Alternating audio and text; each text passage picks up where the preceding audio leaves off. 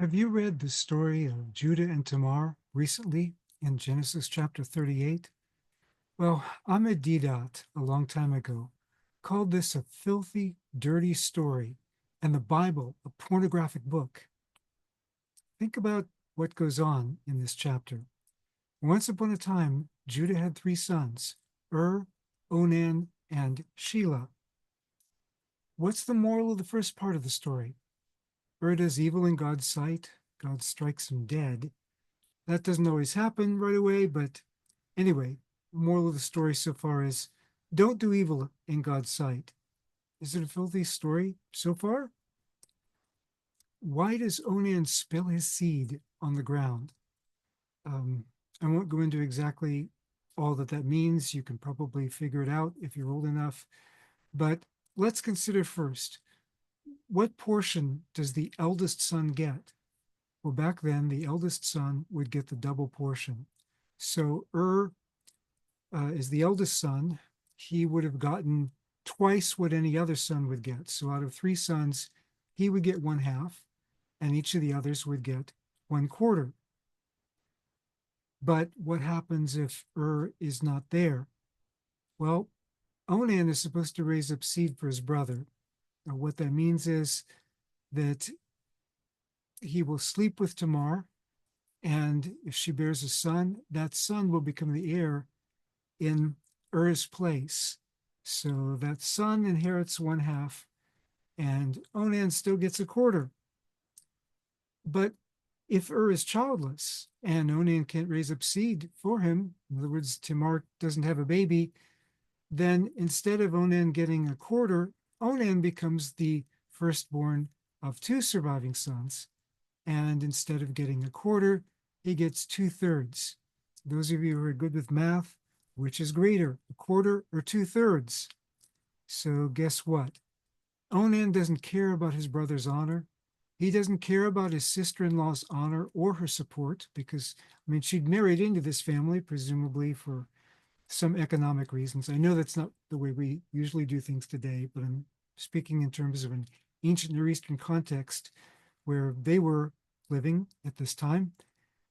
So Onan doesn't care about his brother's honor. He doesn't care about his sister-in-law's honor or support. He's a greedy pig. So God kills him too. What's the moral of the story so far? Don't do evil in God's sight. Don't be a greedy pig. So, I mean, it's got a moral to it. You may not like the story so far, but so this brings us to Judah and Tamar. Judah's superstitious. He's like, hey, I gave her my first son, he died. I gave her my second son, he died. It must be Tamar's fault. She's bad luck. Well, Tamar takes matters into her own hands because Judah's afraid to give her his youngest son, Shelah. He says, Shelah's too young. But when Shelah's old enough, Tamar still keeps waiting. Her childbearing years are passing.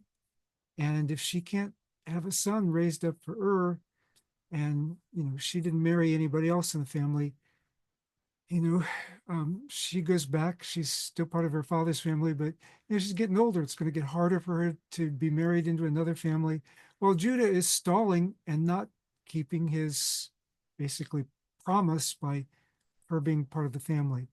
So Tamar takes matters into her own hands.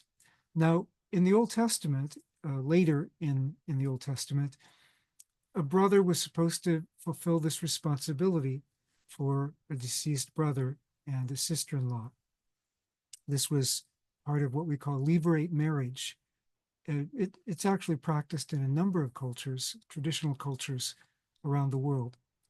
Not in ours, obviously. But Tamar takes matters into her own hands. In some places in the ancient Near East, if you couldn't get a brother, the father would do. Now, this is bad behavior. It's forbidden in the law, which is later written in Leviticus chapter 18. But something else scary here is she knows if she disguises herself as a prostitute and waits alongside the road where Judah is passing by, she knows he's going to stop. What does it say about Judah's moral convictions and behavior? Now, admittedly, Judah is a recent widower. But, he's stopping for a prostitute. This is not like in accordance with the ideals of Israelite virtue that is developed later in the Old Testament. But, you know, anyway, so she says, hey, look, you want to sleep with me, but you say you don't have any money on you. You say you're going to give it to me later. I don't think I trust you. You need to give me something to prove it. So he gives her his credit card, so to speak. Now, it's not really a credit card, it's his staff and a signet ring, but it's marks of his personal identification. Well, later he finds out that his daughter in law is pregnant. Oh, that's awful. So he says, bring her out and let her be burned. Now, wait a minute, who got her pregnant? As she quickly points out to him, sending him the staff and the signet ring. Hey, whose credit card is this? Hey, so he's a sinner, just like she's a sinner, but he's not only a sinner, he's a hypocrite because he did the same thing she did. And she makes him realize it. So the moral of the story so far is don't be a hypocrite. Don't be a sinner either, but certainly don't be a hypocrite about it. But let's get the fuller context. So, those of you who were really good with math on, whether a quarter or 2/3 is bigger, what chapter comes immediately before chapter 38 in the book of Genesis? You got it. Now, Bible majors, what happens in chapter 37? Joseph's brothers sold him as a slave. Guess which brother took the lead in doing that? Judah. Well, he wasn't behaving quite right, and his bad behavior catches up with him in the next chapter as Tamar exposes his sin. Moral of the story, what goes around comes around. Or does it come around and then go around? This sounds like circular reasoning. Anyway, the point is, you should live right. Don't do what they did to Joseph, their brother. Again, math majors, this is a multidisciplinary lesson. What chapter comes immediately after chapter 38?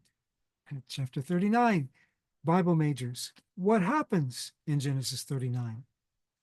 Joseph resists sexual sin. And actually,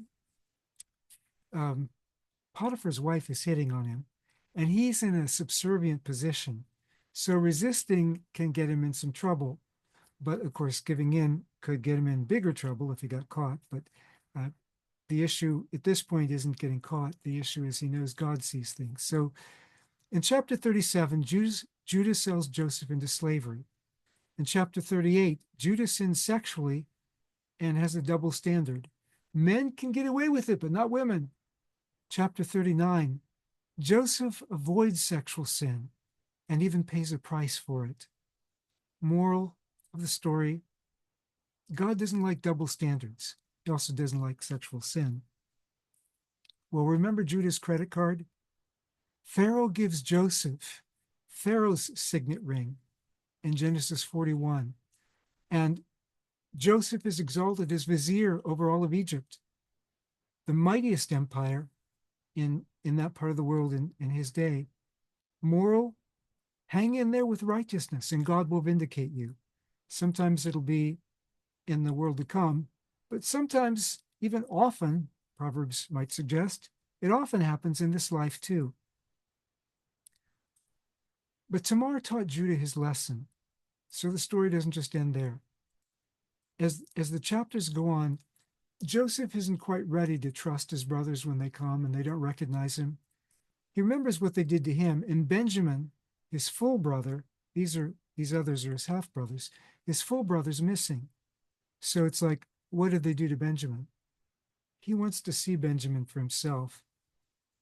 Now, what happens if he reveals himself to his brothers and Benjamin's going to tell his dad for sure.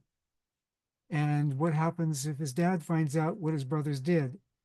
So, he can keep Joseph there with him. Joseph can keep Benjamin there with him safely. If they bring back Benjamin, let them go on their way. Or if his brothers have changed, then he can welcome them all. But he doesn't know if they've changed, and he doesn't trust them initially. He may forgive them, but sometimes you can forgive somebody, doesn't mean you're ready to trust them, because sometimes it's not smart to trust right away if you've been burned. I mean, you can trust some people, maybe if they haven't burned you, but the ones who burned you, you might want to check them out first. And that's what Joseph does. But when all this is unfolding, in Genesis chapter 43, Judah offers responsibility for Benjamin. Judah takes responsibility before Joseph. Judah is ready to be enslaved himself rather than let his brother Benjamin be enslaved. So the same Judah who misbehaved and sold Joseph into slavery now is willing to become a slave rather than let his other brother Benjamin be enslaved. Judah has changed, and Joseph forgives him. Some morals of the story: people change, we should forgive, and God can even fix dysfunctional families. Doesn't always turn out that way. We see some other examples in the Bible, but God can fix dysfunctional families and did it for Joseph. Meanwhile, something we see on an even bigger level in Genesis, and the way the Israelites afterwards would be reading this story in Genesis, hearing the narrative about Joseph.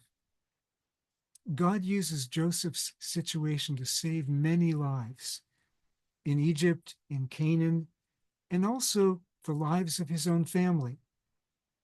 So God preserves his own people this way and plants them for a few centuries in Egypt, in a place where they can flourish and multiply, and blesses Egypt in the process. Now, a lot of those blessings will be taken back when Egypt oppresses the descendants, and then through Moses, the plagues come and take back all the blessing that God gave through Joseph.